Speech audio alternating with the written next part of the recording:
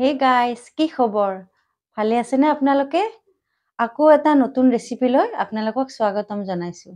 আজি মই বনাব ওলাইছো হাঁহৰ মাংস।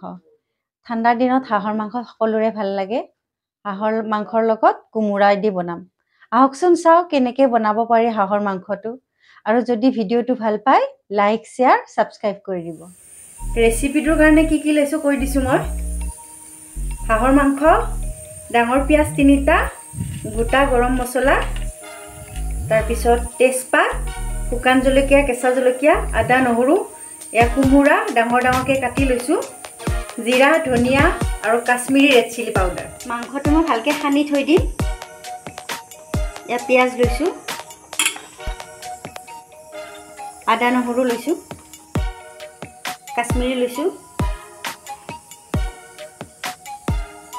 এয়া ৰংগুৰা,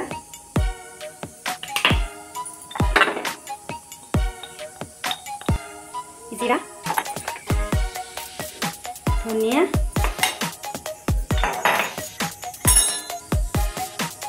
মিঠাতেল মই বেছি নিদিওঁ, অকণমান দিম। বহুত তেল আছে মাংসটোত,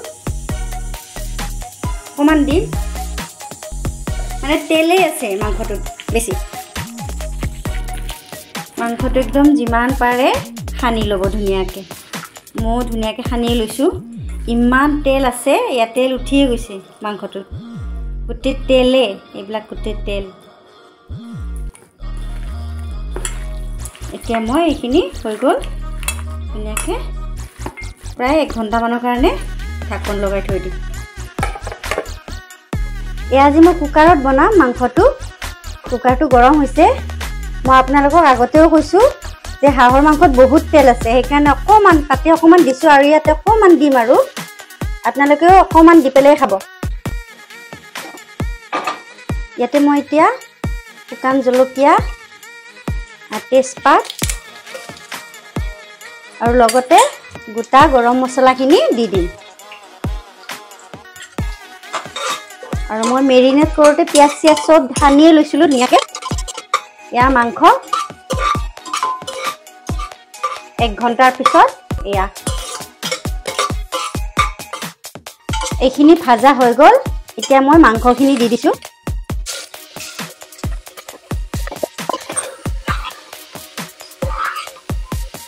মই হালধি দি থৈছিলোঁ ধুনীয়াকৈ, আৰু নিদিওঁ, আৰু গোটেই মছলাবিলাক দিছোঁ। মই অকল নিমখ দিম আৰু এটা দুটা কিবা মছলা দিম।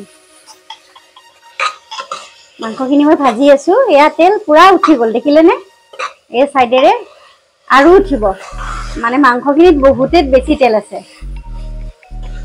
এতিয়া ঠাণ্ডা পৰিছে, হাঁহৰ মাংস খাব পৰা হৈছে। আৰু আমিও আজি মানে ফাৰ্ষ্ট খাম ঠাণ্ডা বুলি। অলপ ঠাণ্ডা পৰিছে, এতিয়া মানে অনিষ্ট নকৰে মানুহক হাঁহৰ মাংস খালেও। তথাপি বেছি বেমাৰীবিলাকে নাখাব। আৰু এতিয়া মই জহা কোমোৰাখিনি দিম। কিনি আনিছিলে হাঁহৰ কাৰণে, জহা কোমোৰাও কিনি আনিছিলে আজি আমাৰ। হাঁহৰ লগত জহা কোমোৰা বেষ্ট।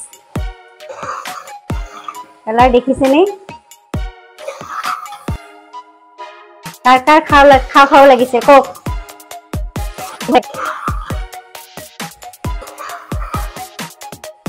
এয়া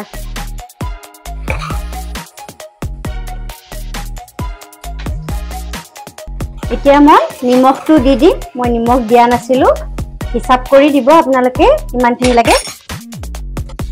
হিচাপ কৰি দিছোঁ কিমানখিনি লাগে। ধুনীয়া কোমোৰাৰ গোন্ধ এটা আহিছে, জহা কোমোৰাৰ। মাংসখিনি ভালকৈ ভাজিব দেই আপোনালোকে।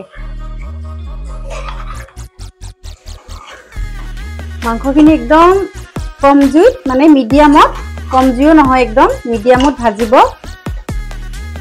বেছি সময় ভাজিব। মই এতিয়া জলকীয়াকেইটা দিছোঁ। এয়া মই বহুত জলকীয়া দিছোঁ, কাৰণ আমি আমাৰ ঘৰৰ হাঁহৰ মাংস খোৱা 2জনহে, সেইকাৰণে বেছি জলকীয়া দি দিছোঁ। সৰু ছোৱালী 2জনী নাখায়। আৰু লগতে মই অকণমান মিট মছলা দি দিছোঁ।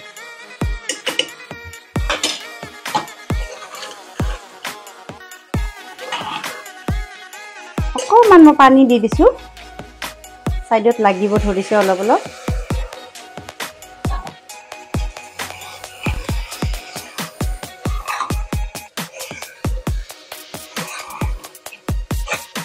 এতিয়া মই কম জুইত মাংসখিনি ভালকে ভাজি থাকিম আৰু মই মানে ঢাকনখন এনেই লগাই দিছো অলপ সময় প্ৰায় 5 মিনিটৰ কাৰণে এতিয়া মই মাংসখিনি আৰু এবাৰ চাই লওঁ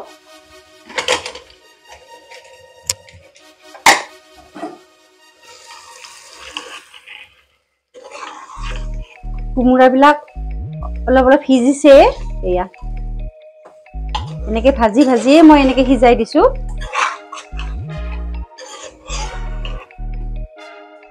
গোটেই তেল মই ইমান তেল দিয়াই নাছিলো হাঁহৰ মাংস কাৰ ভাল লাগে জনাবচোন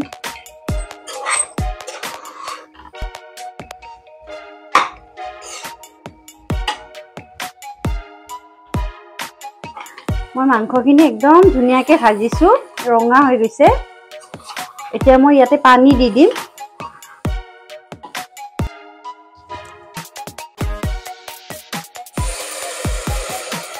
পানীটো চাই ল'ব আপোনালোকে গ্ৰেভি খাই নে অকমান জুল টাইপ খাই চাই ল'ব মই অকমান জুল বহুত জুলো নকৰো অকমান গ্ৰেভি কৰিম এইখিনি পানী আৰু হুহিয়ে যাব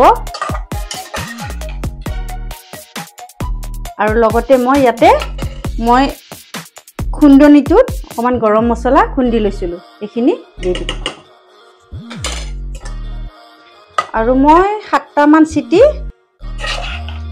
মাৰালৈ থাকিব দিম 7টা মান চিটি মাৰিব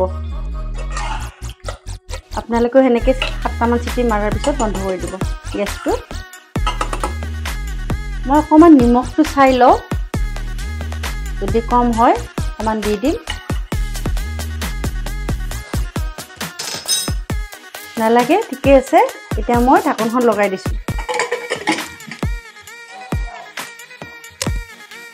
মাংসটো হৈ গ'ল মই গেছটো অফ কৰি দিছো মাংসটো চাই লওঁ ধুনীয়াকে তেলবিলাক উঠি আহিছে ওপৰত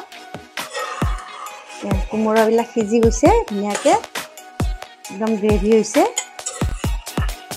কোমোৰাবিলাক ইমান ডাঙৰ কৰি দিছিলো মই গোটেই গলি গৈছে এতিয়া হৈ গ'ল এইখিনি এতিয়া আমি গৰম ভাতৰ লগত পৰিবেশন কৰিম